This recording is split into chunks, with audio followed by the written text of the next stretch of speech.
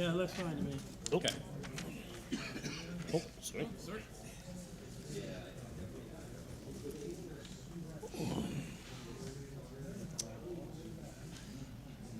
All set? Huh? Nope, not yet.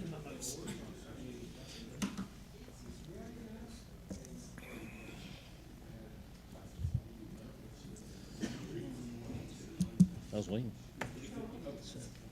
I wasn't feeling good all day today myself.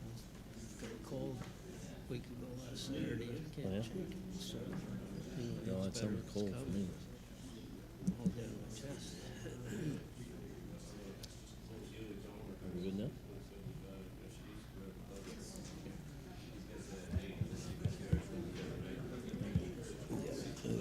We're not going to change it.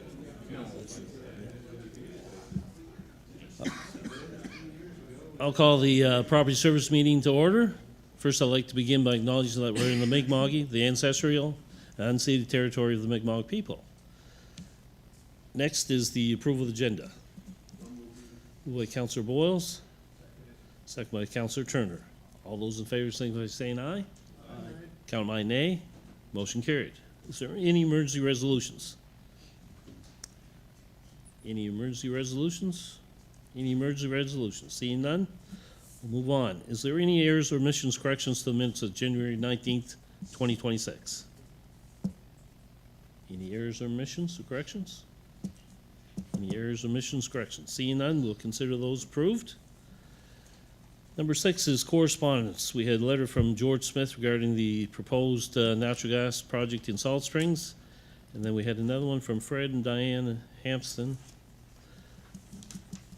to Sean Fraser regarding the proposed natural gas in Salt Springs. Any questions on those? Councillor Don Parker.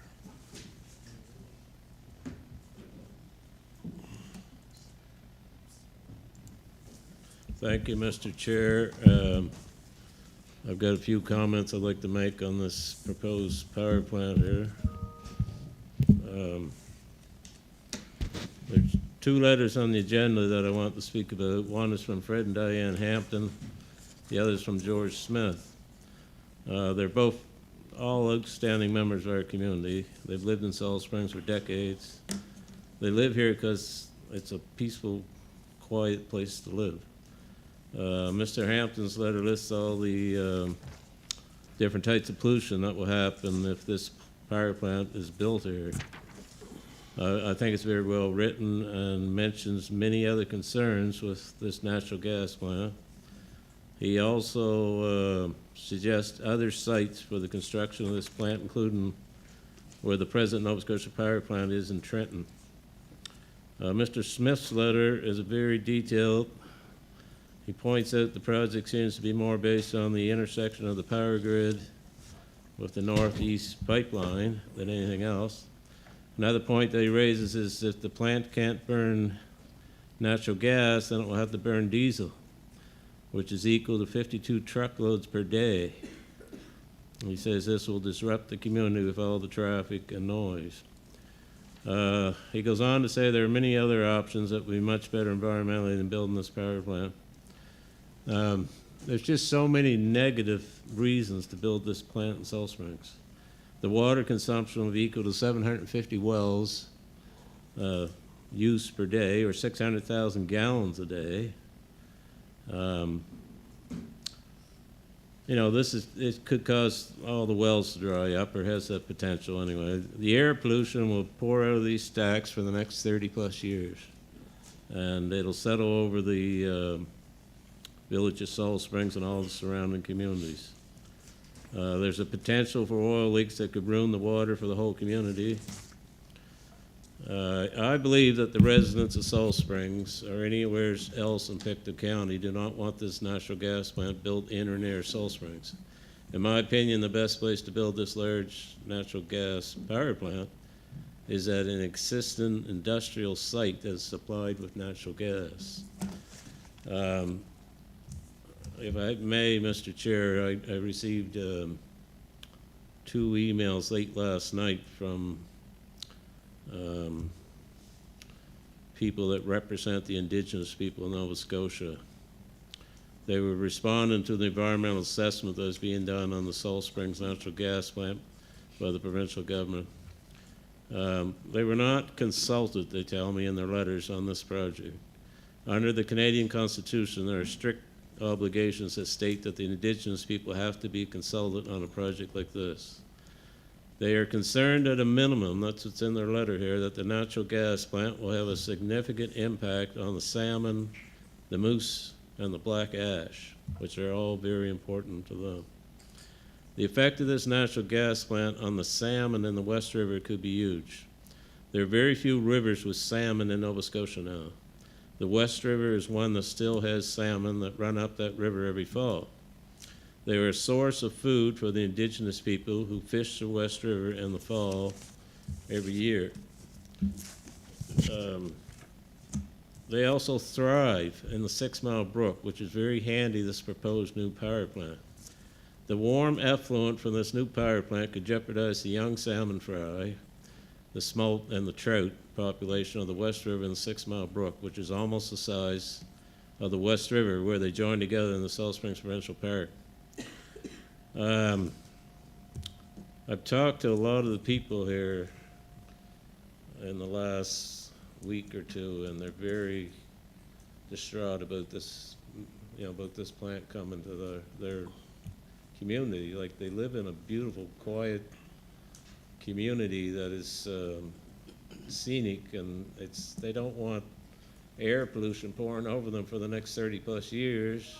They don't want their wells all drying up, and the potential to harm all the salmon and the trout and the fish in the river. I fished all that river when I was young. It was full of great big salmon, and it still gets salmon. The fishermen come all the way from Halifax to fish that river, and from all over, because the St. Mary's is no salmon. There's all kinds of rivers have no salmon anymore, and there's a potential here to ruin the environment and ruin the community of Salt Springs, Lower Mount Tom, Brooklyn, 6 Mile Brook, Central West River, all the surrounding communities, with something that's going to be there for a very long time. And I think the province has a choice to make here, and it's a right or wrong, good or bad, and the right decision is to build that plant somewhere else.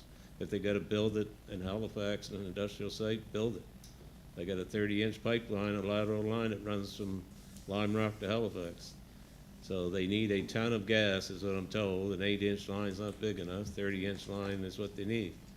But there's got to be a better spot than ruining the natural environment of that beautiful community. Thank you, Mr. Chair. Thank you, Councillor Parker. Warden Parker. Thank you, Mr. Chair. My brother Donnie said it all pretty well, but I just want to mention a couple of things. In the letter from Fred and Diane Hampton, I did respond to that letter because it mentions in here, in about the 3rd paragraph, it said, "Suddenly our community is being thrown into upheaval with the announcement by our provincial and municipal governments that a natural gas power plant," and it goes on. It is not our announcement, and never was. But there was a lot of confusion because IESO came here first and presented to us and then went out to the public. A lot of the public in that area saw it as coming from us. But that's why it was seen that way, because they asked to come here, so we said, yeah, fine, and it gave the wrong impression. So I did send a letter back to the Hamptons just clarifying that. I'm not surprised that they were confused. But the dates have passed now for the environmental assessment and the response, and the minister is supposed to have a response to that by the 19th, and this is the 17th, so I guess that's by Thursday. But that's not the end of it. There's a lot to happen yet. There's a federal impact assessment, and that's where my brother Donnie talked about the Native community. That's where most of their emphasis is coming, is on that, because they deal more with the national government. The emphasis is coming there. So there will be we passed a motion here last meeting that there will be a group, IESO will come here on March the 4th. Is that right, Brian? March the 4th. And I was told by our MLA, Marco McLeod, on Friday that there would be representatives here from the Department of Energy as well. There are large concerns, and rightfully so, about the security of that meeting. One of the meetings in West River was canceled due to security concerns. So they will only come here, I've been told, if we have RCMP at the door.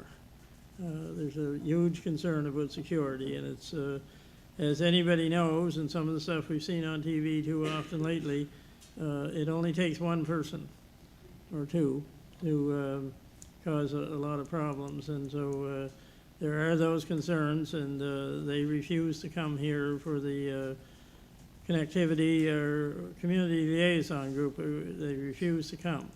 And so they had to have it virtual, which our staff here helped some of the ones that didn't have computers. So that's just some of the stuff that's going on. But I think the thing I want to emphasize is that I don't think the majority of people are against what they're trying to do energy-wise.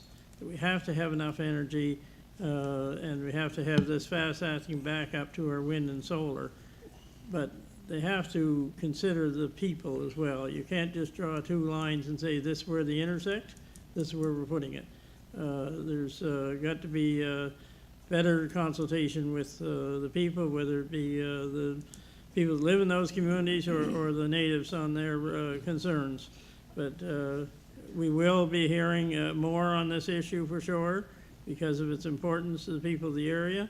And there's also a lady from Salt Springs that's going to be presenting here sometime in the, I think it's at our council meeting on March the 2nd. So we'll be hearing lots more on this, and I just ask everybody to keep an open mind.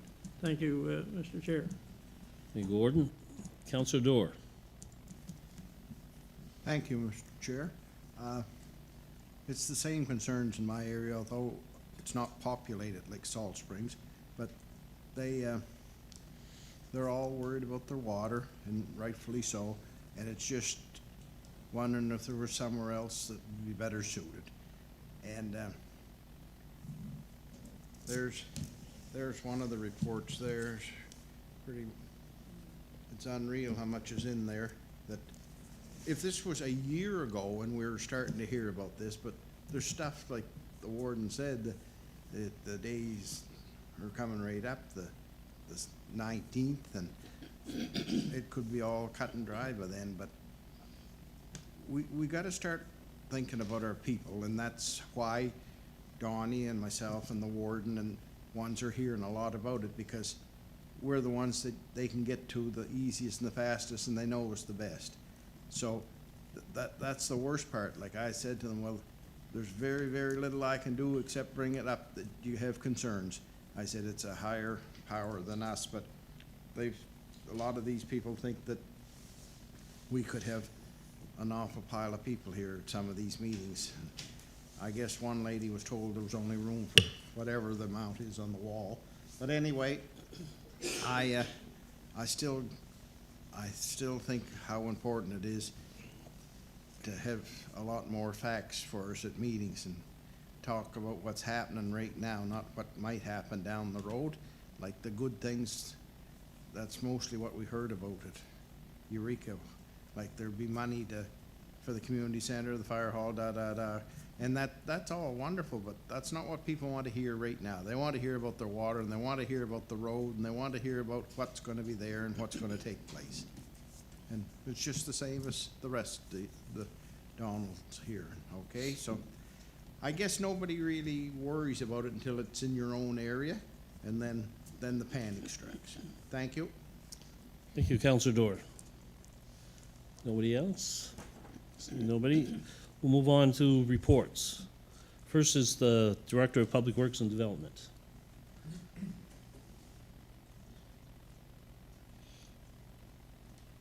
Councillor Wadden.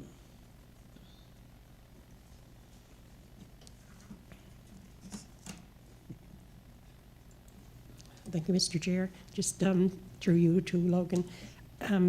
streetlights. Mr. Rose is in Little Harbor. It's been over a year, and he's still waiting patiently for that light. Is there any progress on that? Thank you for the question. Through you, Mr. Chair. Yes, there has been progress. We heard at the end of last week that Bell is advancing the file, so hopefully that moves things ahead. Okay, thank you. Thank you. Okay. Gordon Parker. Thank you, Mr. Chair. On the Blue Acres sidewalks, again, going back to the lighting, I took a drive by there today. I had to be in town anyway. I don't even see any crosswalk markings there or anything at either one of those. People are just on their own, I guess, to try to find their way across. I didn't see them anyway if they're there, but well, they're hard to see then if they're there. I didn't get out of the car to look. No, the pavement was bare when I drove through today, and can you check that out for me? If they're there, fine, but I did not see them, and I slowed right down to see them. And are we making anywhere on the lights, or it just seems to be the same every month? No, I'm not talking about the poles with the lights, I'm talking about the flashing lights. Somebody had to decide somewhere whether we could or couldn't. Thank you for the question through you, Mr. Chair. As stated, I guess, the lines do exist. If they've been faded, though, or something like that, we'll certainly look into them and make sure that they should be bold and easily visible. So I will double check on that and make sure that that is the case. I do have an update on the rapid flashing beacons for the two intersections, the one to the East River East Side Road and the one to the McClellan's Brook Road. The province just got back to me today, actually, and said that even though we've been asking them to say whether or not we would be allowed to install them, and they responded today saying that they would not be warranted in that area. So I followed up with the area manager for Nova Scotia Department of Public Works to say, okay, well, you might say that they're warranted under Nova Scotia Department of Public Works standard review process, but are you saying that we are not permitted to install them, or if we are? So I just fired that back off to him and today, so hopefully we'll be hearing back from him as well. But we still don't have an answer. We keep asking the question directly, going back to the summertime, if they're allowed to be installed, not whether or not we think that they're a good idea, but whether or not they're allowed to be installed, because I think if they're allowed to be installed, we'll go ahead and install them. But that's the answer that we're trying to get from them. And I have noticed them in other locations throughout the county and elsewhere too in the province, and they do seem to exist, so I'm not sure why we wouldn't be allowed to. Not sure why they would deny us the opportunity to. Okay, thank you, Mr. Chair. Okay. Councillor Turner. Thank you, Mr. Chair. Number 26 is Peyton Lane Road turnover. Your last sentence says MOPC staff are working on options to present to municipal council and provide them in February. Is this something you can speak to now, or? I can't speak to it. Yeah, I can speak to it to an extent now. Thank you for the question, through you, Mr. Chair. We did meet with the developer the end of a week and a half ago, and we had come up to an idea in theory on how we might approach this in terms of getting him a proposal to get some of the money back. We think we understand what he's looking for. We're just working out the numbers now, and then we'll present that back to the municipal council as well, and to the developer also, to make sure that's agreeable. Okay. Thank you. Councillor Thompson. Thank you. On the lighting in Blue Acres, I'll make the comment that the people are not asking for beacon lights. They're asking for overhead lights throughout the whole sidewalk area. It's extremely dark going through there. I hear a lot from especially females walking through there at night. It's not safe because you can't see. We have a group home that lives that's located right next to that highway, and there's horrific problems going around with people getting leaving the county and going missing and stuff like that. And we need to light that area, and not just the area where we have hydro poles. We need to light the whole area, because it's got to be consistent lighting. It's dark all the way through there. So the beacon lights, that's a nice to have, but if the province says we can't have them, move on, get some lighting throughout there so people feel safe. Okay, Warden Parker. I certainly don't disagree with the idea of improving the lighting there, but I don't want to see somebody get hit crossing there sometime and then say, well, let's put in some beacon lights. I think we do it before and not after. Again, I know that Mr. McDowell's doing the best he can, and if he finds out that we're not allowed, which is strange if other areas are allowed, but if he finds out we are allowed, then I don't see any reason, one versus the other, why we should be, doing this or that. I think we should be doing both. But I have another question that's not related to the East River Road sidewalks. The fire hydrants in Alma, I see they are all plowed out now after the storm and whatnot. My question is, are they working? Thank you for the question, through you, Mr. Chair. Yes, they are working now. We have had staff go out, pump them down, make sure that they are functional. So they are working at this point in time. And a follow-up question, after they're used, because I know the West River Fire Department uses the one in front of the Green Thumb to fill their trucks. After they're used, do they have to notify somebody in here then, so that, because you said something about it fills back up, and that's why it froze? Yes, the fire department will let us know when they have to use it, whether they're filling a truck up or Or you, using it for fire safety procedures, so yes. okay, Yeah. no, it's just important, thank you. Okay. No other questions? We'll move on to the Development Officer's report. Any questions? Seeing none, the Emergency Services report. Councillor McDonald. For the, just, Development Office. Development Officer. The windmills in District 1 and 11. Is there any more information that you have on them? Thank you for the question, through you, Mr. Chair. We did reach back out to SWEB, the developer, with regards to the issues with the snowmobile clubs. We're still waiting to get some kind of a confirmation back from them, but we'll provide an update as soon as we have that. And did they ask for more permits yet, for more windmills? I believe, and Mr. Hale can correct me if I'm wrong, I believe that they have all of their building permits established at this point, and they have their development permit established as well, so they're building as they go now. Okay. And I think they've finished most of the bases, if not all of them at this point. Thank you. Great, thank you. Okay. Next is the year-end fire service report.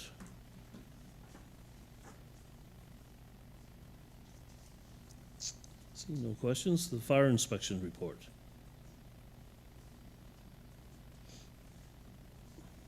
The building officials report. And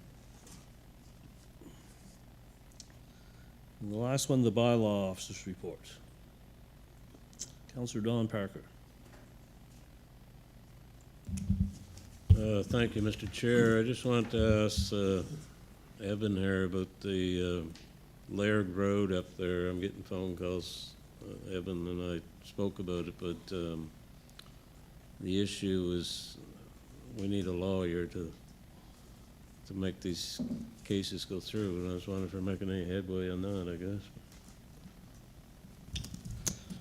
I wouldn't be able to answer the lawyer question. I'm not sure what the status is there, but we did pick up an animal, a dog at large, out in Laird Road. It's been subsequently returned to the owner at this point. We were working on some summary offense fines for the owner of that animal.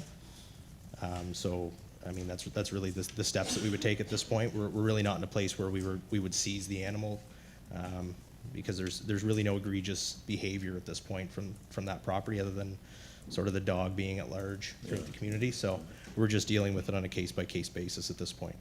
All right, thank you. Thank you, Mr. Chair. Okay.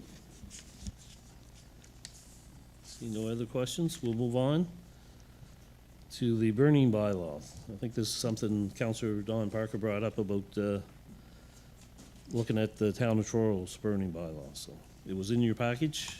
Any questions? Councillor Dorr. Thank you very much, Mr. Chair. I was wondering why we used towns instead of counties. Maybe they're all joined together. Are they over there for this? But town, that'd be like calling to Glasgow to see if you're allowed to have a fire in Blue Mountain or Elgin. But I think maybe we should try to find out what the county's ideas are instead of the towns. Thank you. Brian, would you want to respond? The reason the town of Truro was there, that's what was suggested by the Department of Natural Resources when they replied to look at the town. I think the bylaw is geared very much towards residential, and that wasn't the issue that was here. It was in commercial/industrial fire. So the bylaw really doesn't address that. This is people in their backyard having fires and things like that. That's really what this is geared towards, kind of thing. So it was supplied as information because that's what we were asked to do. But really it doesn't address kind of the industrial or commercial aspects. Councillor Dorr. Find out something from the municipality, would there be, for Uh, later on? Colchester doesn't actually have one. Anakin-ish? No, I did a scan. There's very few rurals actually have Well, that's, bylaws around fires, right? Because it's the rural nature that you have a backyard fire. okay, well, I was So- just thinking it was more, this situation's more for like a county to get an answer from somebody that has something. Thank you. Okay. No further questions? We'll move on to the tender for water meters. Mr. McDowell, do you want to go through that? Sure. Thank you, Mr. Chair. So, in keeping with our management letter and our desire to have improved water metering within our utility, the municipality posted a water meter tender on January 19th, which closed on February 10th. We received bids from two different bidders, one of whom provided multiple bids, which we had allowed for as an option for novel approaches. The bids came back more or less in range with what we expected them to be after you account for the McCollensburg-Colburn water extension project as well. Currently, our public works staff read water meters on site and individual properties. The first option that we looked at, the AMR option, is called drive-by radio read. It would allow public works staff to drive and pick up a signal from houses within an approximate range of 200 meters or so. That was the original intent of the project. However, we had also allowed for AMI and cellular options, which would allow us to have that information fed directly into this building to the water utility staff, thereby avoiding the need to send public works staff out to do the readings every time that we have water meter readings, and also giving additional key information to our residents, which could potentially inform of water breaks when people are on vacation or away from their homes and other issues. So in light of those factors and the cost differentials that we had, we do believe that there's value in going ahead with an AMI/cellular option, which is option number 2 presented herein. The additional $40,000 or so, we think will be made up for very well in terms of saving staff time, but also in terms of providing optimal results to our residents. So ultimately, we recommend proceeding with option 2. Thank you, Mr. McDowell. Any questions? Moved by Councillor Wadden, Second it. seconded by Deputy Warden Murray. Any questions? Seeing none, Councillor Thompson.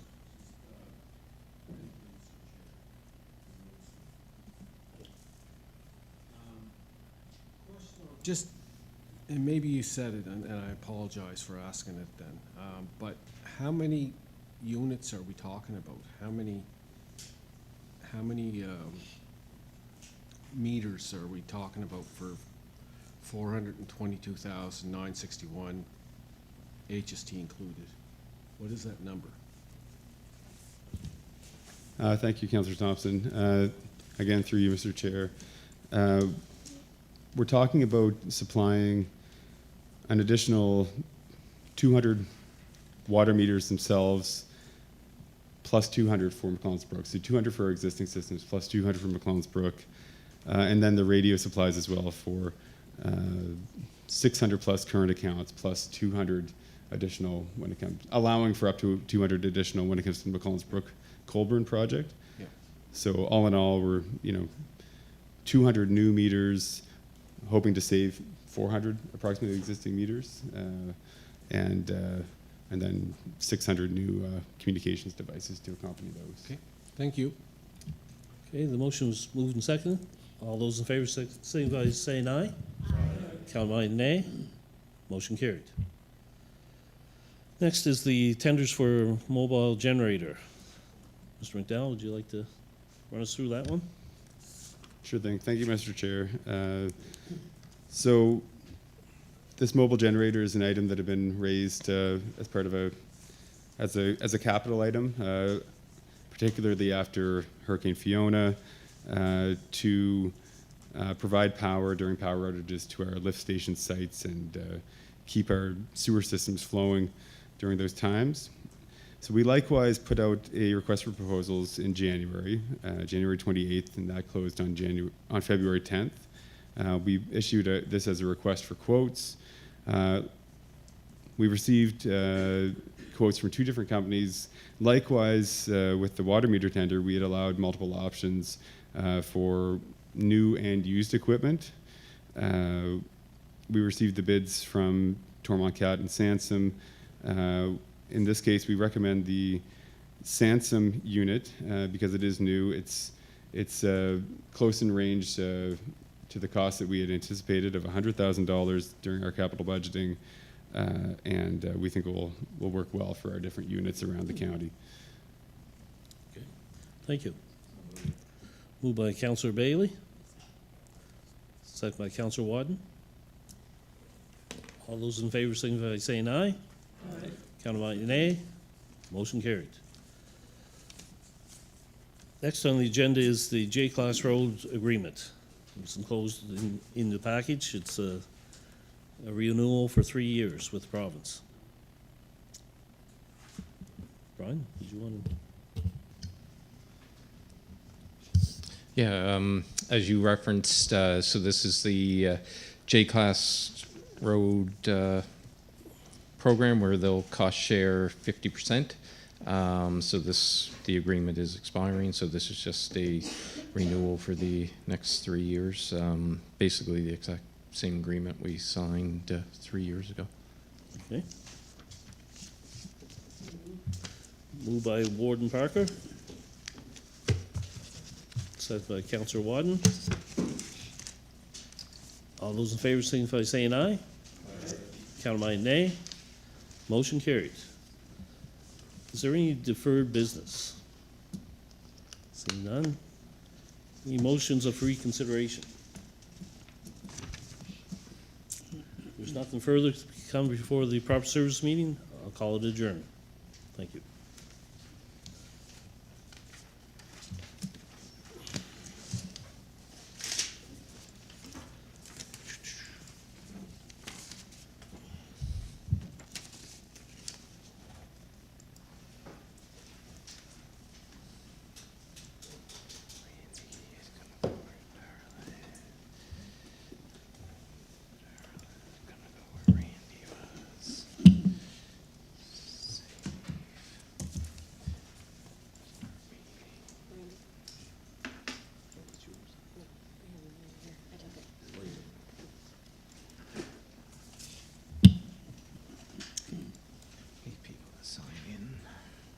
everyone wants to re-sign in, that would be great. Thank you. Ready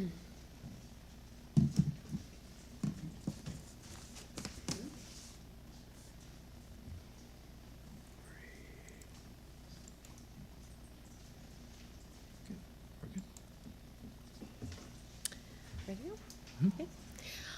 All right, good evening, everyone. I'd like to call the Financial Services meeting to order. I would like to begin by acknowledging that we are in Mi'kma'ki, the ancestral and unceded territory of the Mi'kmaq people. First, I'll have the approval of tonight's agenda. Moved by Councillor Boyles, seconded by Councillor Turner. All those in favor signify by saying aye. Contrary-minded, nay. Motion carried. Are there any emergency resolutions this evening?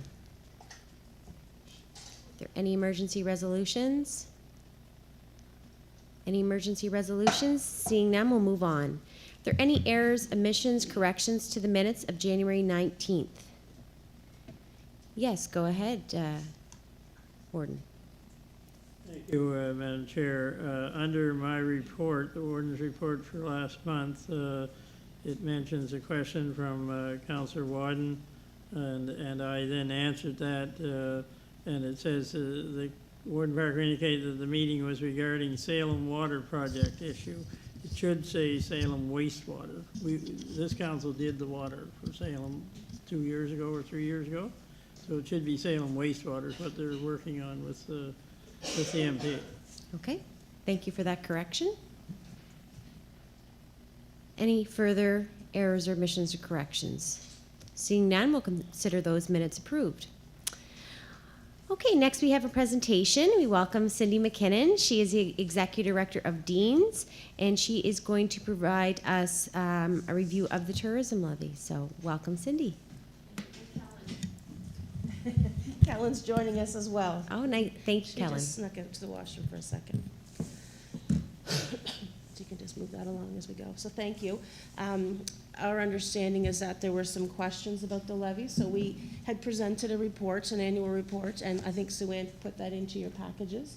So we're just going to go over that quickly and then answer any questions that you may have. So thank you for your time. Just really understanding, I guess, why the marketing levy does matter. The money is totally invested back into the local economy, so anything that we're able to do, it's only benefiting Pictou County. We cover a larger territory, but this money strictly is spent on Pictou County, so it's important to know that. Also that it is strengthening the tourism economy itself. So it's tourism focused. We're not doing other things outside of the marketing administrative lens. It's strictly on that, so it is important to know that. We're also able to support events, businesses, and even communities. So things like the MHL showcase that the Wellness Center had a couple of months back. We were able to support that, and so the money that they raised got to go back into the Wellness Center versus paying for other things that we were able to support with that. And just other investment.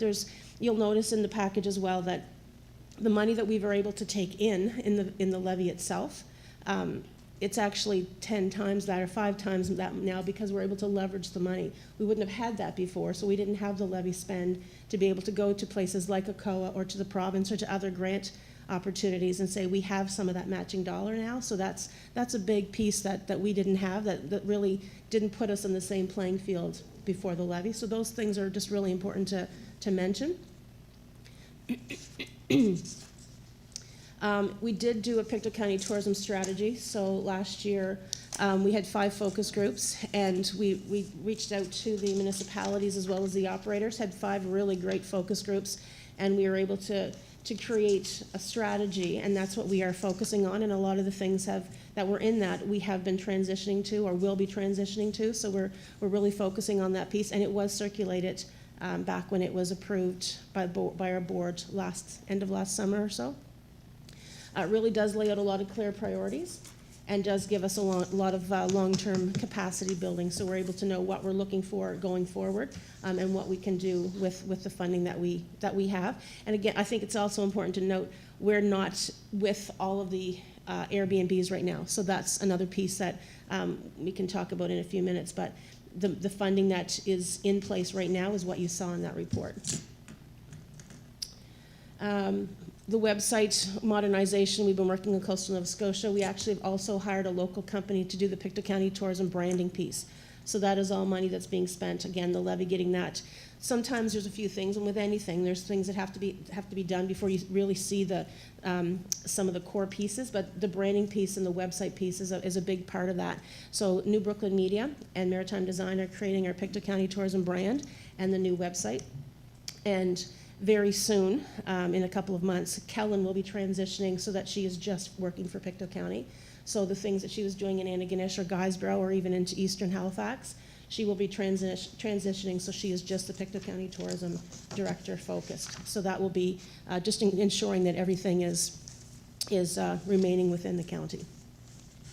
There are some digital marketing assets. We've actually done a lot of marketing assets in the last few months. Again, with New Brooklyn Media and through Tourism Nova Scotia and Digital Nova Scotia, things that we're able to access because we have a little bit of money to play with to match it. So there's quite a few things that will be coming out in the next couple of months, probably into the next 6 months.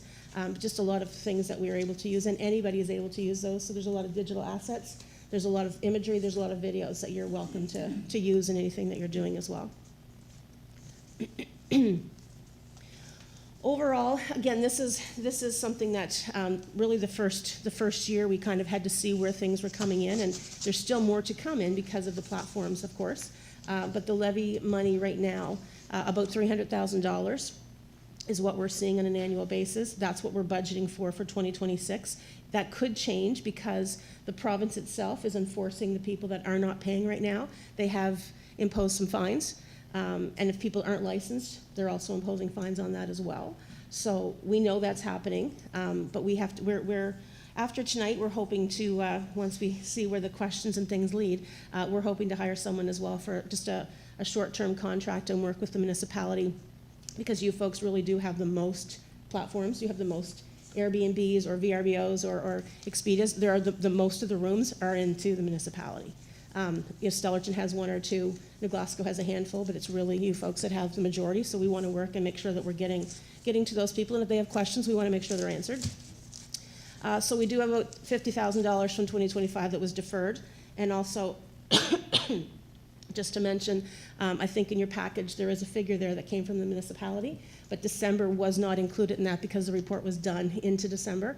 It's about $22,000 that's coming in specifically from the municipality of Pictou County towards that $3,000 mark, or $300,000 mark. And overall, we were able to increase the overall spend about 27% because we were able to leverage the extra dollars. So that's an important point to make as well.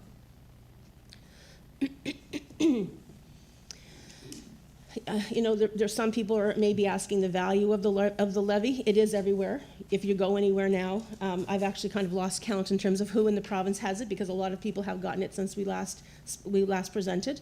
But you're paying it wherever you go, and I don't think people are not going to places because of it. So that's important to remember. We were able to have a lot stronger of a regional identity once this is in place, once the branding's in place, and everyone has bought into it.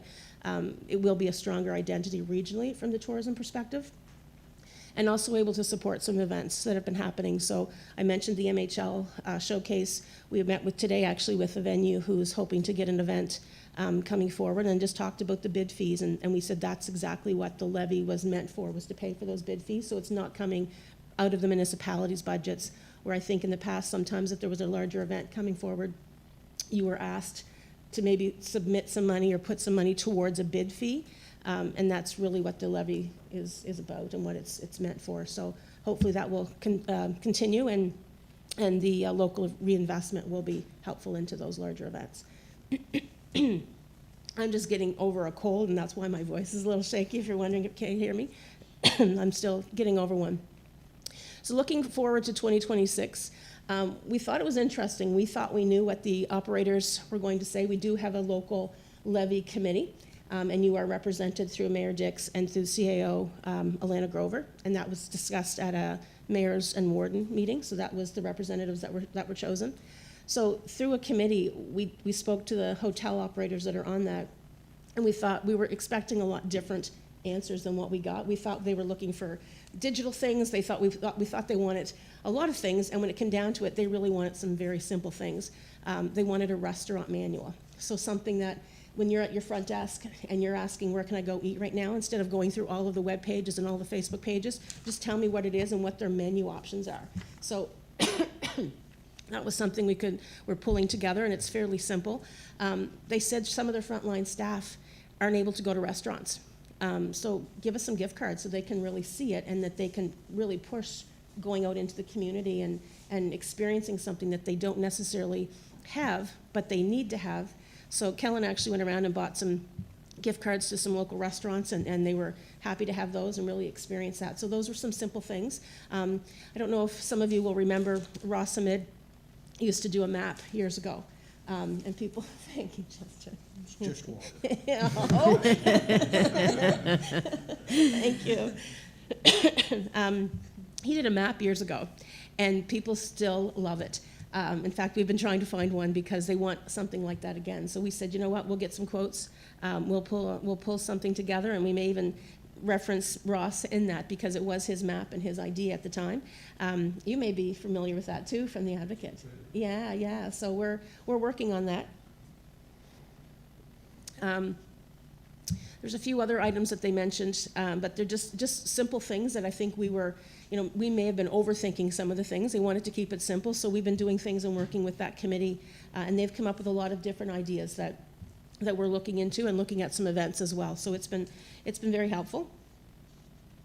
I mentioned the transition already. I mentioned some of the social media pieces and the frontline staff things, and also wayfinding. We're working. We've been talking to Pictou Landing First Nations on a wayfinding project, and that's something that we're going to go forward with as well.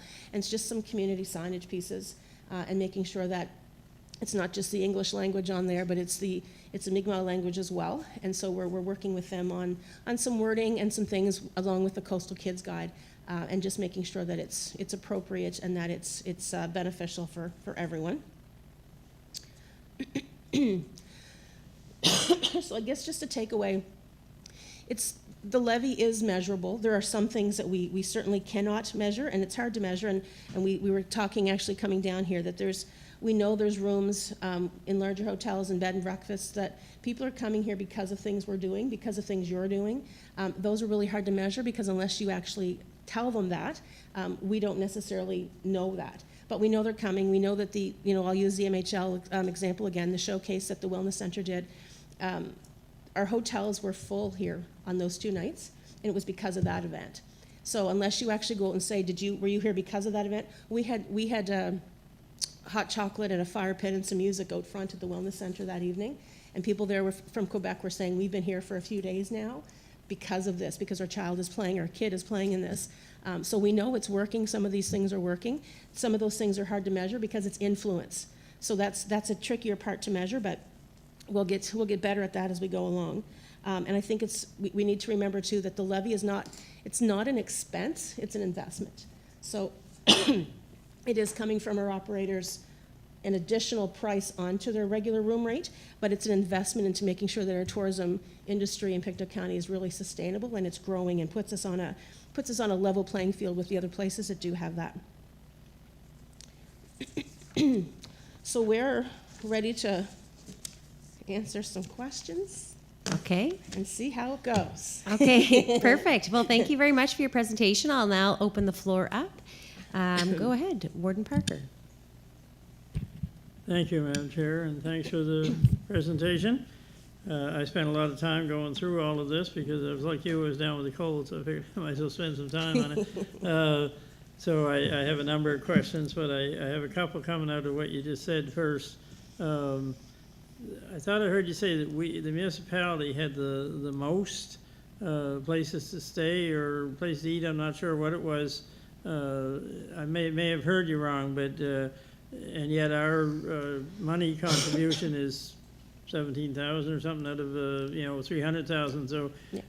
Something's not making connection. So you have the most number of properties. You don't necessarily have the most number of rooms. So the Holiday Inn Express has 125 rooms, and their capacity, their occupancy is a lot higher than some of the rooms put together in the county. You have the highest number in terms, I think it's 114 last count, between Airbnbs and other properties, but it's not necessarily the most money coming in. That's held for the top 3, so it's Holiday Inn Express, Comfort Inn, and Travelodge. They're contributing the other 275,000.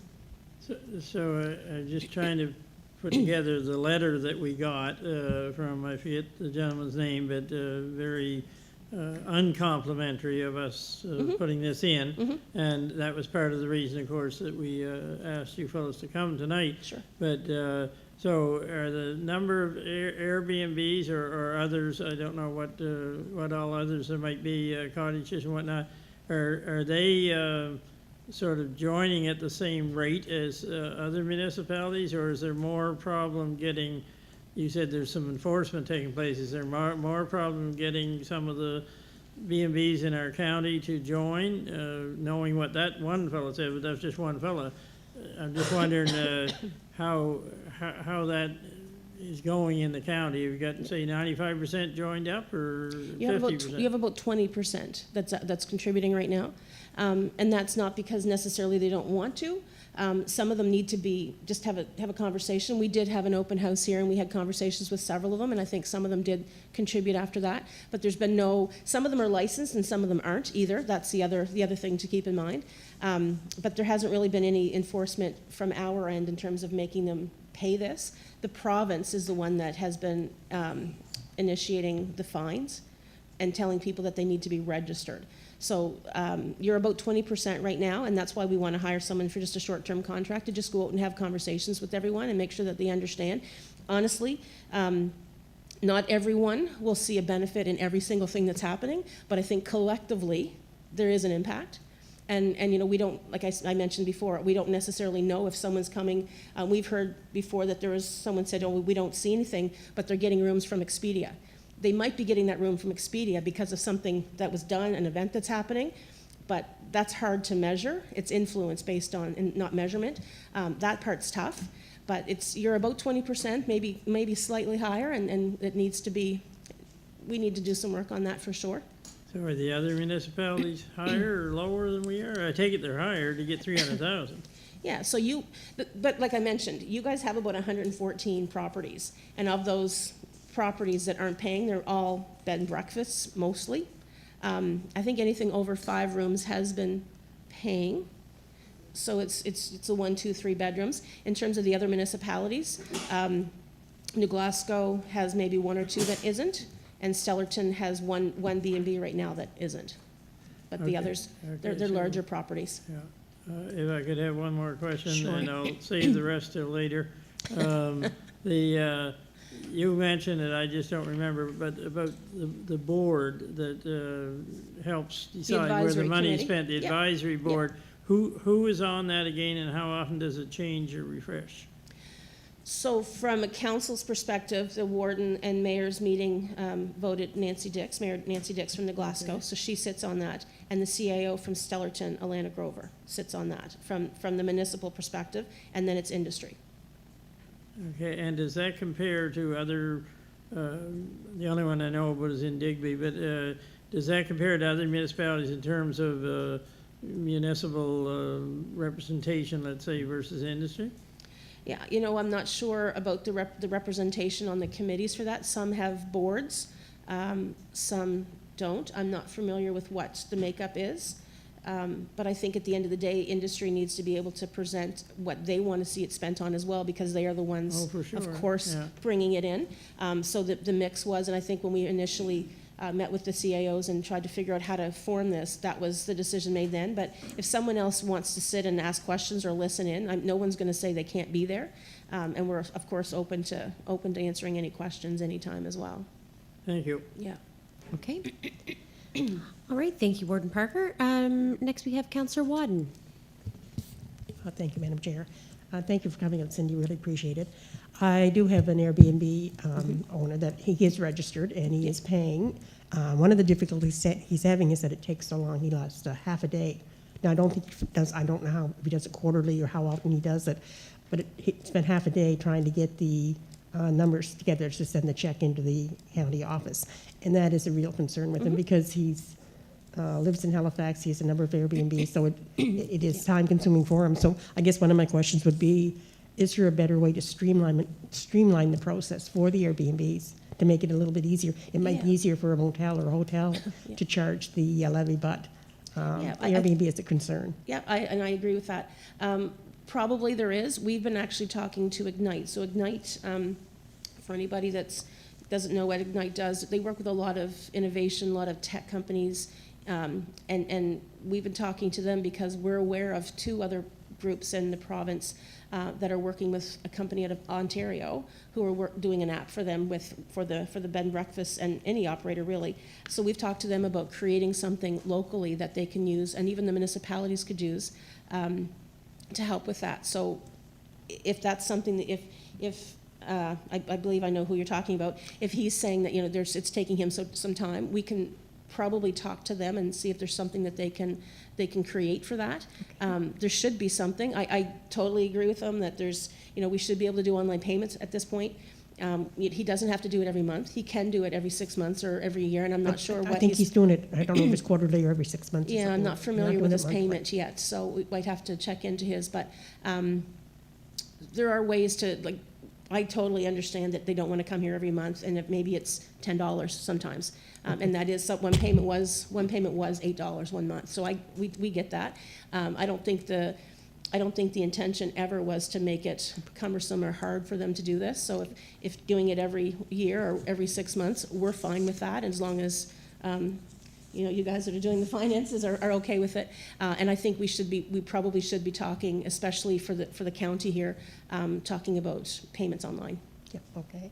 Yeah. And secondly, another concern you had was how many Airbnbs are registered? Like you always said, that 20%. So that's sort of unfair too. Something more sure. has to be done Yep. to make sure that they are licensed and they are paying their fair For sure. share. If we're going to support the levy, I think we have to make it fair to everyone. We can't pick Absolutely. and choose or let them knowingly break the law. Absolutely, So yeah. we have to keep on top of that. Yeah, and I think that's why we had actually planned to hire someone earlier in January, and then once we were asked to come here, we said we're just going to wait and make sure we're hiring for the right reasons. So we do want to hire someone, and they can just go specifically talking to everyone, explaining that it is a law now, and it is illegal to not be paying it. So that is our plan. Okay, Yeah. sounds good. Thank you. For sure. Okay, thank you, Councillor Wadden. Councillor McDonald. Thanks, Cindy, for coming. Couple questions through Airbnbs in my area. These fees and that stuff, they don't see a whole bunch of outcome, benefits to it. Yep. They see the hotels and that stuff in the Glasgow and the surrounding areas get fill their rooms, and not much out for them, especially in the slow seasons like fall, winter, and springtime. And for the fees, they see that it's time consuming, and that they would be better off with a one set fee, like $200 or whatever, and that's easy and done. So I don't know if you can answer any of that or no. Yeah, I mean, I understand completely where one flat fee would be great, but the enabling legislation that the province put out dictates that. We can't really say that they don't have to pay the 3%, they have to pay the $200. That's really something the province initiated with their enabling legislation. I know in some instances they wouldn't be paying more than the $200, and maybe it's just a matter of us going down and having that conversation, just maybe figuring out how to make it work so they just do the one payment each year. If we know who they are, then maybe you can just mention that privately, but we can have a chat with them to figure out how to make it work easier. Because again, it's not meant to, and not everyone, not every small one room or 2-bedroom property may never see, there are going to be benefits, but they may not feel those benefits, but there is an overall impact. So I think we just have to make sure that they understand we're here to help and make it better for them. So if we can have maybe a private conversation with them and figure that out. Okay, In terms of the $200 flat fee, that's over us. Yeah. Okay. Yep. Thank you. You're welcome. Okay, thank you, Councillor McDonald. Is there any final questions for Cindy and Kellen? Oh, go ahead, Warden Parker. Did tell you had some more. Yes. He did say he had one. Thank Thought you you, Madam Chair. I just made a few notes so I wouldn't forget some of them. At the top of Mount Tom, we have a sign. We do. Yeah, welcome to Pictou County or whatever, that we worked hard, and the CAO knows this, with the other units to try and get something on that sign that was refreshed and new. But it's, you know, it is what it is, but it's not sending a message anymore. Agreed, yeah. So is that something that could be considered under, because where we ran into problems, we sort of got quite a ways along and agreed on something, and then when it came time to pay for it, nobody wanted to pay. Yeah. So is this money, could that be, that's certainly welcome to the tourists that are driving in from the Truro Halifax direction. Is that something you fellows could look at?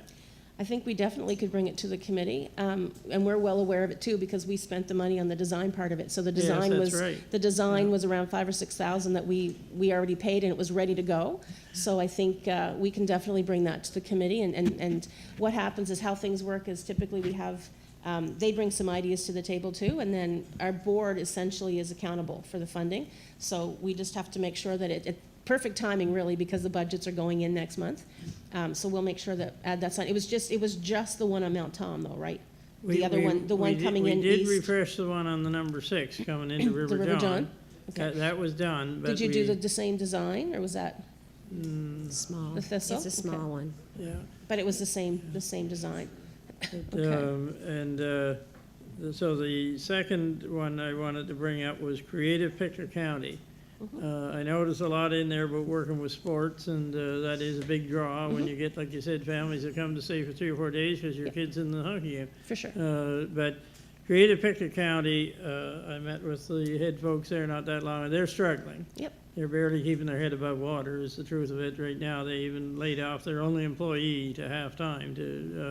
So I wonder if you fellows, if there's some work that could be done working with the artistic community as well as the sports community. Maybe you already are, I don't know, but if some of these dollars could be helpful to keep them afloat, because we have a lot of people in Pictou County that have all kinds of skills in a lot of different arts, and they make a little money at Christmas time and a little money otherwise, but I'm just wondering some way that we could tie the tourism business more to that group. And they do represent a lot of people, but they do get a little bit of money from us each year, and they get a little bit of money from all the other municipalities, a little bit from the province, but not enough to survive. And it would be sad to see them disappear, I guess, which might be a risk right now. Right, we actually met with Carissa a couple weeks ago there, and we chatted about a few ideas in terms of, sponsoring or supporting the organization itself. That's tough because 6 others are gonna come right behind them. So that part's tough, but we did talk to her about projects, and maybe events that they're doing that we can help support. Projects that would help them bring in some money, as he says, they could support themselves. Yeah. Is the idea. Yeah. I just wanted to bring it up because I know they're in a tough time right now. For sure. So because I'm involved, this may be a conflict of interest, but with the Log Church in Lochbroom, they've had trouble over the years getting in the advertising, whatever's done jointly, They used to be able to get in, and then they said, well, they weren't open long enough for different reasons. We have all kinds. I know, what's the school out in Barney's River? I think there's Barney's River School. Barney's River School, places like that, and the Log Church and others that are real interest to, especially people with any history in their minds, that they're hard to find, and they. I think there's still jewels in the crown here that can be used. It mentions Scottish in here somewhere, I noticed, in the tartans and everything, and I think that's one, along with, there's probably another 15 or 20 of them around our county that are, hidden. The local people know about them, but it's hard to get beyond that, so I just want to throw that one out there as. So those ones are listed in ours. It might be the Tourism Nova Scotia sites that has some different criteria. Could be, the yeah. Log House for sure, the Log Church for sure, Barney's River, they're all listed in our marketing and in our guides and our website. But it might be the Tourism Nova Scotia sites that have different criteria for being maybe year-round or something, I'm not sure. But I certainly can check, but they are in our listings. Because we used to talk, I don't know, this was back when they talked about 2020 being way in the future, So I think it was the fellow down in Acadia did a big study on the future of Nova Scotia and whatnot, Ivany. Oh, the Ivany report. Yeah, Yeah. about, you Yeah, know, you're right. having day trips or even weekend trips out of Halifax. You know, if you live in the city all week, you kind of want to get out at the end of the week. Have day trips to pick the county and have a suggested might be out the Sunrise Trail through River John, Cape John, that one would be out there and another would be down along the shore on the other side of the county and Lismore all the way back up. That was an idea that seemed to be good, you know, if we could get people, not just for the big events, but like Joe was saying down his area to see some benefit from this. Well, if there was now with Fossil Farms and a bunch of other places, you could have a day trip, you know, for people down that way. And I'll finish with one final one, Madam Chair, before I take up the whole night. Your mic's This one will be more along your alley. The ferry. And it's mentioned in there the number of people that come on the highway from Amherst, and the number of people, that was the highest one, I think, and the number of people that fly in, and various other ways of getting here. But the ferry, to me, is really important as a, you know, because people want to drive across the bridge and then take the ferry over and whatnot. And we have trouble getting them stopped. We always said that. We had trouble, you know, getting them stopped. If you watch when they get to the Rotary, they're just swinging here, and then they see the exit, and they're swinging off, and they're heading to Cape Breton. But it's not just that I'm concerned about. It's the ferry itself. We've had poor service for the last 3 or 4 years to the point where people don't trust the ferry anymore. Well, if it runs today, if it runs, you know, and it's not just tourism, it's the truckers and whatnot too, but I think I'd like to see your group put some emphasis on pushing the federal government to get our next new boat. It was supposed to come and then it was postponed 2 or 3 times, so we've been buying used boats and they haven't been working very good. But this fall, I noticed as we approached Christmas, there was more days they weren't sailing than there were when they were sailing. So there's no trust in that at all, and I would like to see, and I don't know what you fellows are doing now, but not just trying to keep those people here longer, which is important, but to work with the federal government or to pressure our MP and whatnot to put more emphasis on it, because it seems like this boat for the future is getting farther and farther away. You have to wonder, are they really committed to the future of that ferry service when that happens? So I think that's one we have to keep a close eye on, because I think there'd be a serious drop in the numbers if we lose that ferry service. Not that I'm suggesting it's going to happen, but if we're not careful here, it'll get pushed ahead another 10 years. Thank you, Madam Chair, for all that time. No problem. All right, thank you, Warden. Next, we have Councillor Parker. Thank you, Madam Chair. Thank you for coming this evening. I had a couple quick questions here. How do you measure the level of success there, like the bang for the buck? How much money you're putting in, what you're getting back? Is there any way to measure that, or is it tough to measure? So I think also in your package, there's a couple of charts there with some statistics. I've seen So some I of think, that, the yeah. fact that we're up versus in the negative, I think that's a measurement for sure. And in some cases, we're actually, the Northumberland shore is up and some others aren't. So those are some pieces to measure. Yeah. We're in our first year, so coming into the second year, I think we'll be able to see, more. The room nights sold is increased, the visitation is increased. It's not just the hotels, it's also restaurants, retail, those numbers are up as well. And even just tax dollars that come back into the municipality, those are all measurement pieces. My wife works at Riverside Inn. She runs Riverside Inn. Oh, yes, yep, yep. And whenever, like January, February is the worst months generally because it's wintertime, but every time you have a big sporting event, fills the place for the weekend every time. Doesn't matter if it's curling or hockey or you Basketball, name it. whatever, So yep. the more of them things you can attract Yeah. our area, the better it is for the. Yeah. But they ask her where to go to the restaurants. Of course, she recommends the Dock, like you said. Yep. But there's all kinds of good restaurants downtown in Glasgow. Yep. Tilly's, wherever you want to go, there's lots of good restaurants. Were they And, included in some of the gift cards? Riverside.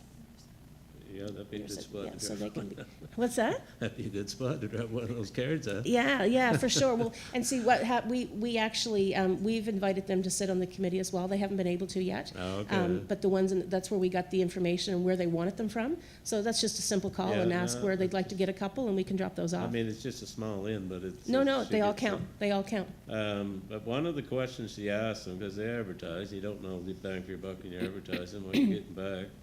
She'll ask them, well, where did you find out about Riverside Inn? Why did you come here? And quite often they tell her they just Google it. Yep. They Google, where's the best place to stay in the Glasgow? Yep. So I punched it in last night into Mr. Google. Up comes 3 inns, and the Yep. third one is Riverside Inn. Yep. It's based on reviews. It's I based think. on search engine, Yeah, yes, for like sure. the search engine, Yep. I Yep. don't know which one, but anyway, that's what it come up with. Yep. And then the reviews listed, and the reasons, and, Yep. but I mean, a lot of people answer that question the same way, they just Google it. Yep. Where's the And best AI place to tells eat? them They that. Google that too, you Yep. know? And so that's one of the reasons why our website is being updated right now, because of the search engine piece. So when you go on, and sometimes now, even if everything is AI right now, but if you Google some things, and it'll also tell you where it came from. So it might tell you the top 3 inns, and it might have said it was Tourism Nova Scotia, it might have said Coastal Nova Scotia, but Yeah. that information's there too. We actually have a project we're working with Ignite on as well that's going to help that part of, again. But Google is a big, It's Google and AI it's is a big it piece right gets now. used all the time. Like, Absolutely. a lot of people go through Expedia and everything else Yep. because they get directed there. Right. But it's actually cheaper to call the hotel. Sure so is, yeah, They think they're getting a better buy from Mr. Expedia, but they're Yeah. not. they're not. But no. anyway, that's just how the advertising influences you. But yeah, no, I Absolutely. just wanted to give you a couple ideas there. But, Yeah, for sure, and that's an easy one. We can Yeah. definitely give them a call, and I think you were speaking with them or emailed about the meeting itself, yeah. Yeah. Yeah. All right, thank you. Thank you. Thank you, Madam Chair. All right, thank you, Councillor Parker. And Councillor Dewar. Thank you very much, Mr. Chair. Thanks for coming, Cindy, and it's nice to have Callan here too. I very pleased to see her here. So anyway, and thanks for putting a good word in for the footbridge lots of times in Hopewell. I see it gets advertised in a picture here and there at times. The other thing I was going to ask, and I just thought of it a few minutes ago, where did the big McDonald stone go from the Rotary? There was a big stone put up with all kinds of McDonald crests and ancestor They used to do crests. something every August. Yeah, monstrous big stone there. It cost like thousands and thousands. But where'd it go? Did they You know what, send it that's back and have that's it a great- recut? That's a great question. I'm not sure where that would, the town may know. The town Well, currently owns the space, but would they have taken it Well, it themselves? was right there at the Tourism Bureau. Yeah, but that's, and the town owns that now, but would the clans have taken that? Well, I don't know. I thought maybe you'd know. So I'll ask somebody else sometime. But thank you for being here, the both of yous. Yeah, now I have to find out where it went. Thank you. Well, when you do, just send the word. I will. All right, thank you, Councillor Dewar. All right, seeing no more questions, I want to thank you both very much for coming this evening and for your presentation and for answering all our questions. We appreciate Anytime, it. anytime. And honestly, if there is a question that comes up like that, just feel free to reach out or through Sue Ann or just reach out. You don't have to wait for a meeting either. We're happy to answer or help if we can.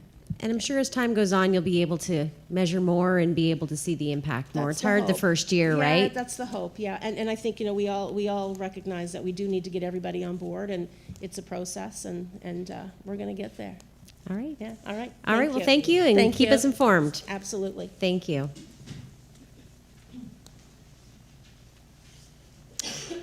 All right, we'll continue on with our reports. Our first report is communications. Any questions or comments on the communications report for the month of January? Okay, seeing none.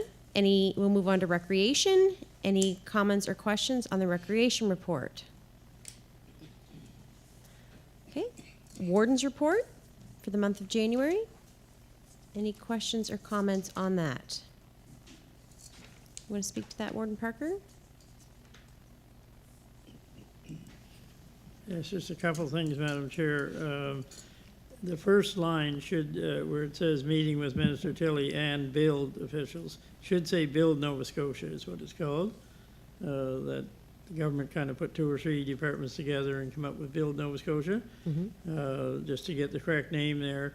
I want to mention about the Summer Street Farm. So it was at the grand opening of that, and that's Summer Street Industries. You will not see the farm unless you make a real effort, because you got to drive into Summer Street Industries, then go to that back building that's kind of out behind. They're in behind that back building. And what it is several, looks like large truck containers. I forget what the fancy name for them is, but they're growing inside of those containers. So they were going to put a big greenhouse up there, was the plan before COVID happened.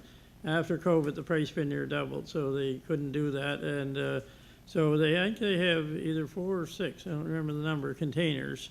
And there's layers in there, and they all growed under lights. But the lights are all solar. There's no power being used. So you'll see when you drive in, you'll see all the solar panels, but you won't see the buildings that are behind. But it's a great effort to allow the people that go to school there and get trained in learning things, and that's their life.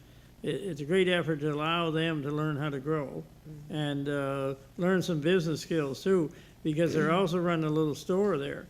So if you want some greens sometime that are fresh, just been picked that day, go in there and they'll sell them. I don't know what the price is, they'll sell them to you, but you're not only supporting, you're not only getting something fresh, you're supporting that Summer Street Industries, which is so important to our county.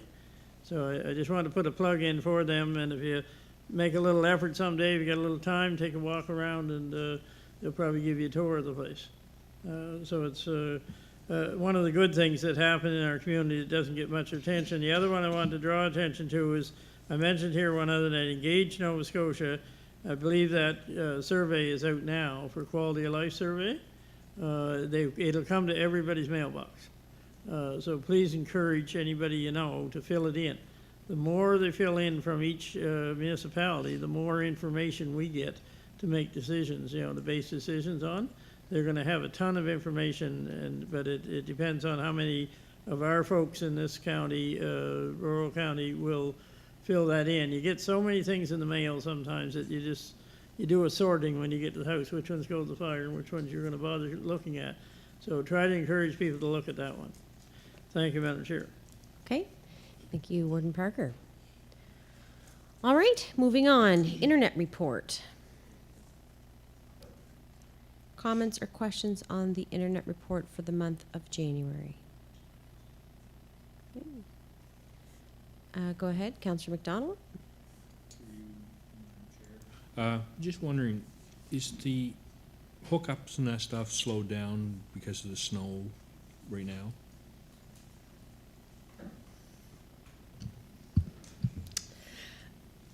Not too much. There were some holdups in some of the main line work, or areas that got snowed in and stuff that needed to get plowed out. But for the most part, not particularly, we had a bit of a slowdown coming back after Christmas as we ramped back up. But we're also in between releasing sections. As you see, it was later into this month when more segments were released, and there wasn't much released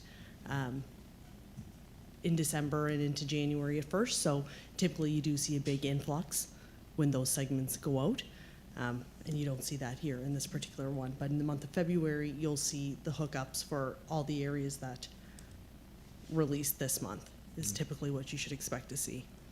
Okay, thank you. Okay. Thank you, Councillor McDonald. Councillor Palmer.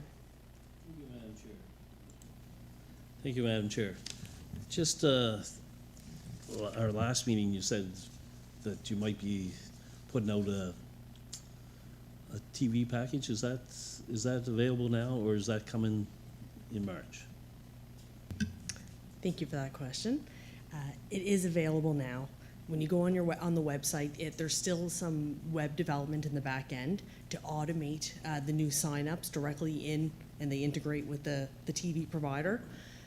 So those pieces are still being worked on. However, we can set up an account, and we are doing that now. It's just if somebody's looking for that service, it's just when they reach out to us, we can do that for them. But right now, it's not available on the website yet, and we expect that hopefully within the next 4 weeks. So that's for wireless people too, if you have wireless? If you're on the new wireless, Yeah. The Toronto Wireless, yeah, all those services will be available Is that to you as available in well. my area? Not yet. Not yet, but it's coming. It is coming, yeah. Okay. And the phone is there too. The So if phone- you want the full meal deal, you can get that through the wireless. Yes. Eventually, once the new system comes. Yes, and we can, people can sign up for phone, and they're doing so now as well. Again, not on the website because of the back-end connections, but it is available, and we are actively signing people up. No, that's great. Thank you. You're welcome. Okay, thanks, Councillor Palmer. Warden Parker. Thank you, Madam Chair. I was in Scotian Gold this morning getting some sunflower seed for the birds, and this gentleman come up and asked me, is Marigamish going to get the internet? And I said, well, they certainly are, the same as anybody else, and he wanted to know when. And I know there'd been some talk over the railroad being part of the problem of getting through Marigamish. Is that problem still unsolved, or is it still holding us up? I would say it's not unsolved. They're working through it, and there's lots of great progress happening out there. Right now, our main holdup for the lower Marigamish area along the Shore Road is the highway crossing at I believe it's Sutherland's River. So that is the problem. So if you see recently, actually there's some advertising campaigns going out, you'll hear on the radio and hopefully on Facebook as well. But Fraser's Mountain, Sutherland's River, Kensieville, French River, all the way through to Blue Mountain, that whole upper section where it doesn't have to go over the highway, that's all live today. So it's just getting, Where you have to go over the highway to get to Marigamish, and Joe knows the area a lot better than I do, of course, but no, this fellow was frustrated, I guess, and I said, I may have lied to him because I told him it was to do with the railroad, but it's more to do with the highway crossing now than the railroad. yeah, Okay, thank you. you're welcome. Okay. Councillor Parker? Thank you, Madam Chair. I was going to ask Rhiannon there about the wireless Tirana. The TV service works good on the wireless through the new Tirana system? That's Yeah, the difference in the wireless is just the stability that the new technology provides. It provides a far more stable service without disruption or interruptions from the environment or other outside causes, which would then result in a poor experience using either TV or phone, especially phone. It's quite critical. So we want to ensure we have a real stable connection for that service to come over. and the Toronto system works good on that? Absolutely. Okay, just on another point that my brother brought up there, the getting across that Trans-Canada is a major hurdle, I know, because we fought with them guys last summer to get across there, the Whistleberry, and it was a major, major job to, I called Keith McDonald, I called guys in Halifax, finally got them to not shut the highway down, but interrupt it for 10 minutes, allow them to work 10 more minutes off, go back at it. Is that what you're working with here, the same idea? Yeah, my understanding is they're still awaiting the permits to come back across the highway, so I'm not sure the exact holdup within that, other than in our experience, it does seem to take a long time for any permit, especially a major highway crossing. Nova Scotia Power was the problem. They wouldn't give us a permit to cross that road. I remember that, and it took forever to get that, like years.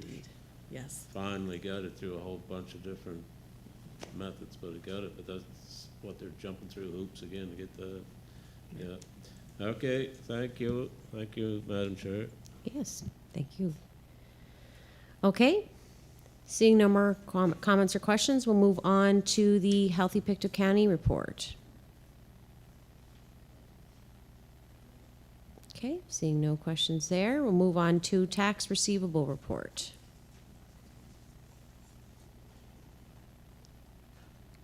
Any comments or questions on the tax receivable report for the month of January? Okay, seeing none, we'll move on to our deed transfer tax report.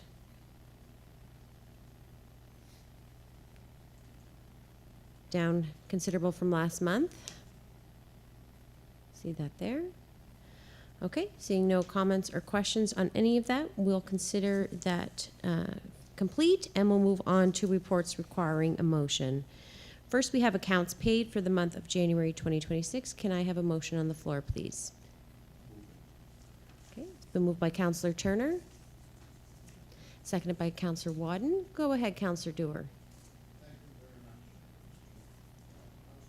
I was just wondering what it really meant. It was check number 25-14-6 and 25-14-6. They're both there together, I guess. Shelby Ranch, $2,508 extra kennel day, and then $855 Shelby Ranch pound keeper service. Like, do we pay that once a year or once a month, or what's the story on that? I can take that. So the initial charge, the $2,500, that was dealing with 2 dogs that we've had historic issues with. These dogs have been picked up and dropped off to this owner multiple times. And finally, we picked them up, and this individual went missing. So we had trouble getting back in touch with him to actually return his dogs. So they were kept in our kennels for a period of time that made up that amount. So it's not a reoccurring amount. That's an amount based on if we hold dogs for longer than 3 days, which is what our contract is. And then the $855 is our monthly charge. So that's what we pay the kennel monthly to allow us the use of their kennels. Okay, so that monthly, that's the same as like what we used to pay to the SPCA, was it? Yeah, the $855 is the same as the SPCA charge. So- The higher amount is based on the need to house these dogs without getting a court order to actually seize or rehome. So within that period of time that we were housing the dogs, we did get in contact with the person's mother, who then turned the dogs over to us finally to be rehomed. So those dogs have been rehomed. But Okay, so you didn't have to find the owner, the mother looked after it then? that's Okay. correct, yeah. Okay, Yeah. so just when we're on to dogs, have you had any complaint about out Greenvale about dogs getting loose and chasing people? No. Not, Okay. not like historic or ones that reoccur that I would know about. Okay. I can follow up with you if we have any complaints open on it. Well, but- I haven't got all their names, but anyway, just when they get out, they chase people, okay? Okay, yeah. But anyway, thank you for that information. Okay, thank you, Councillor Dewar. Any further comments or questions? All right, seeing none, I'll call for the vote. All those in favor signify by saying aye. Contrary-minded, nay. Motion carried. Next, we have the internet accounts paid for the month of January 2026. Can I have a motion, please, councillors? Oh, Councillor Boyles. I was making sure I heard you. That was you? Yeah? Okay. Councillor Boyles, moved by Councillor Boyles. Seconded by Councillor Turner. Any questions or comments on the accounts paid for the internet for month of January?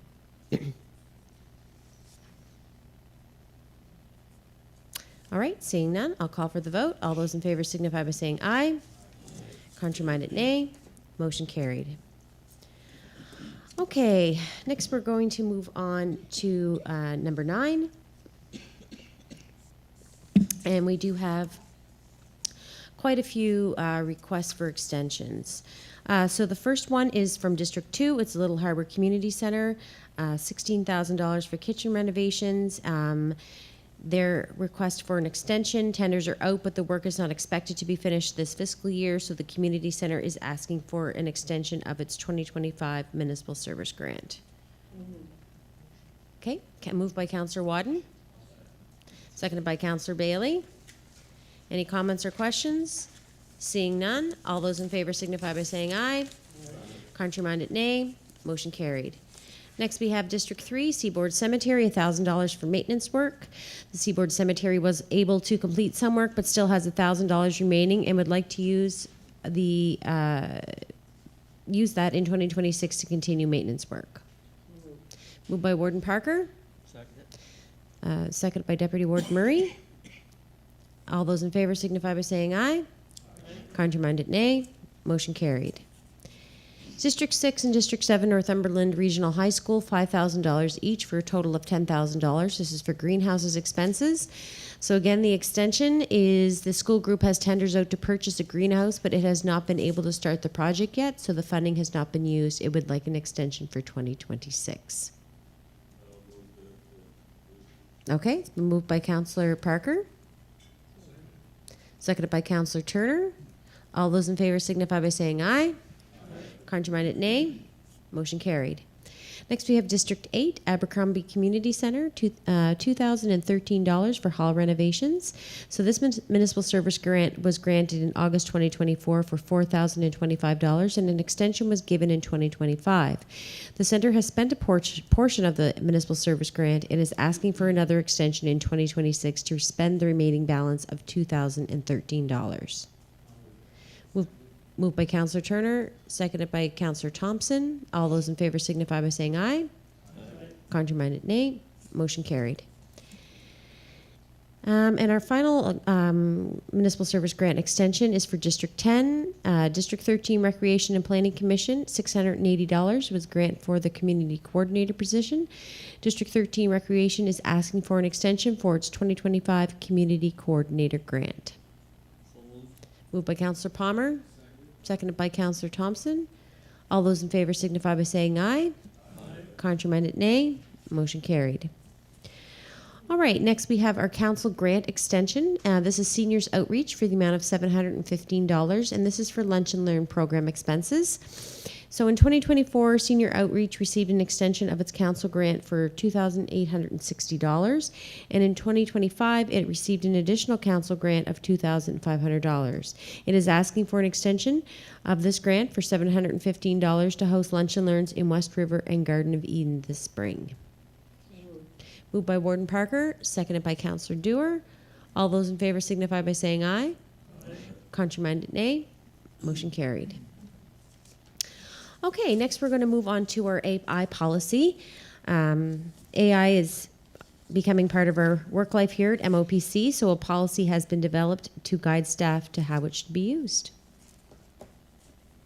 We all had our policy in our package. Do you want to speak to that, Brian? Don't have a whole lot more to add than what's in the policy. I think the policy's fairly self-explanatory, fairly straightforward. It just, as you mentioned, AI is becoming a daily occurrence, and so this is really just setting the framework under which we would use it, type thing. So Parameters. yeah, the parameters that would be used if it is used internally. Okay. Councillor Turner.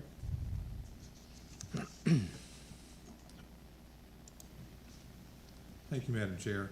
My question, and I can't seem to find it here, but it's in regards to when we go in camera or when there's some legal issues that are discussed here. How is that going to be dealt with in terms of confidentiality? Yeah, so the policy basically contemplates that AI is not used in those circumstances. So that way you're not creating an environment that it can be accidentally leaked or anything like that. So in that case, we would not use the technology to create any record. So my question, I guess, ultimately, is there somebody else who's going to take minutes on that, in that circumstance, and then circulate it to the rest of the council? Yeah, so in essence, those minutes would be generated manually as opposed to using technology. Thank you. Okay. So we need a motion on the floor. Okay. Second it. Moved by Councillor Turner, seconded by Councillor Palmer, that we accept the policy as presented. Go ahead, Councillor Turner. Because of the how rapid this is evolving, I think that we should have a relook at this every 6 months or so. I don't know if that's something we can put in a bring forward file, because there's things that are going to change, that may not be reflected in this policy okay, because it's coming at us like a freight train, so. I just wonder if we can have an annual or or a semi-annual look at this review, see if it's still applicable. And incorporate that into the policy. So section 8 of the policy does say the policy shall be reviewed periodically, but we can specify a frequency, so whether it's annually or we can modify that to say that, or Amend that motion. Is seconder okay with that? Councillor Palmer? Sure. Okay. All right. All right, seeing no more comments or questions, I'll call for the vote. All those in favor signify by saying aye. Contrary-minded, nay. Motion carried. Okay, next we have our governance policy for our Rural Broadband Oversight Committee. So MOPC is developing an oversight committee for its rural broadband project, and this policy will define its governance. So we had spoken about this a few times in previous meetings, and this is what we had directed, I think, staff to go and clean up what was previously presented, and this is that document here. just in terms of, I guess, draft A to draft B, really the major substantive change is that the previous draft had terms in the policy and it had terms in the terms of reference. So basically eliminated all that kind of duplication. If it's in the policy, it doesn't need to be in the terms of reference because your policy is basically saying this is what you shall do. So that's in essence what it, the major change that took it from 30 pages down to 20 was just kind of eliminating some of that duplication.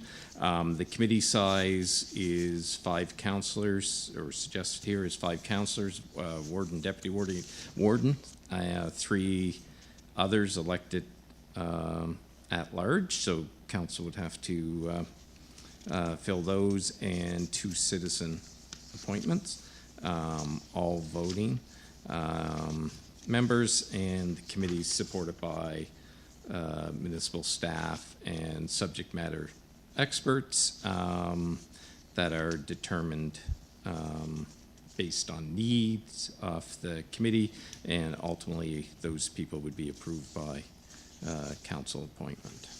So those are kind of the high-level points.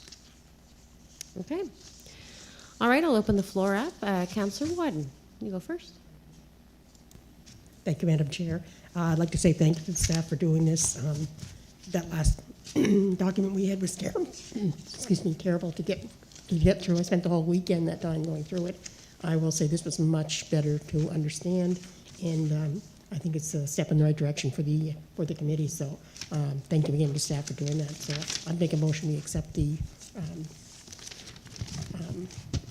policy from that's been prepared by staff for this committee.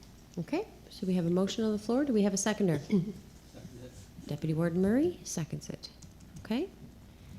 Any following questions or comments? Warden Parker. Thank you, Madam Chair. Just somewhere in there I read, and I couldn't find it now, but on the quorum, so the quorum will be 50% plus 1 of the voting members, is it? Not of the total. Correct. The voting members, so there's 5 councillors and 2 others, so that would, you'd need 4 then to have a quorum. Correct. Okay, I just want to be sure of that number, because sometimes we've had problems recently with having a quorum. And if you get too big a committee sometimes, then it's hard to get enough people to have a quorum, but that sounds reasonable. Okay. All right. Any final comments or questions? All right, seeing none, I'll call for the vote. All those in favor signify by saying aye. Aye. Contrary-minded, nay. Motion carried. All right, next we have, is there any deferred business? Any motions of reconsideration? And I'll open the floor up to community announcements. Councillor Palmer. Thank you, Madam Chair. Well, this Saturday, District 13 Recreation Planning Commission is taking another stab at the Hockey Craftville. So from 1:30 to 3, we're having an alumni game. We have 2 teams, former players that play for either Thorburn and or East Pectoral. And they're going to play from 1 to 3:30, or 1:30 to 3. And then after that, we have a Pectoral County Minor Hockey game. It's a team that's originally from Thorburn. Most of the players are from Thorburn, playing Truro from 3 to 4:30. And 4:30, we're going to do a video on the ice for Hockeyville. And about 4:45, we're going to have a free skate for anybody who wants to come to 6:30. So, and outside, we're going to have sleigh rides and a fire pit. So the sleigh rides are going to run from 2 to 4, and then from 5 to 6. So if anybody can make it, that'd be great. I'd like to see you there. And if you want to do a story or something like that, upstairs we're going to have a cafe. We're selling, I don't know, I guess it's grilled cheese and other items, but we're also going to have people up there with computers that will help you do a story. If you have a story that you want to submit, they'll type it in for you and send it in for you. So it's a great group of volunteers, and this is our last kick of the can for my wife and I. So we did it for three times now. This is the 3rd time. This is the only reason we did it last year, and the only reason we're doing it this year, it's the 20th anniversary, and we did it the first time. So we're going to try it again, and hopefully we're successful. The winner from each province gets 50,000. Then the top 2 goes into the final contest and can win up to 250,000. So it'd be nice, but we're a small community rink and it takes a lot of stories and things like that to get recognized. So thank you. Okay, thank you. Councillor McDonald. Thank you, Madam Chair. This Saturday, the tickets go on sale for the wintertime review. It starts at 8:30, I believe, 9:30 the tickets sell, but you can come early and have breakfast at 8 to 10, and at the Lismore Community Center. And on the 14th of March, the St. Patrick's Pub and Grub at the Miracamish Schoolhouse. I hear it's good, so I'll have to make that. Thank you. Okay, thank you very much. All right, seeing no more community announcements, I thank you all, and I hope you all feel better. This cold's going around. It sounds like it went around this whole council table, so thank you, everyone. Drive safe.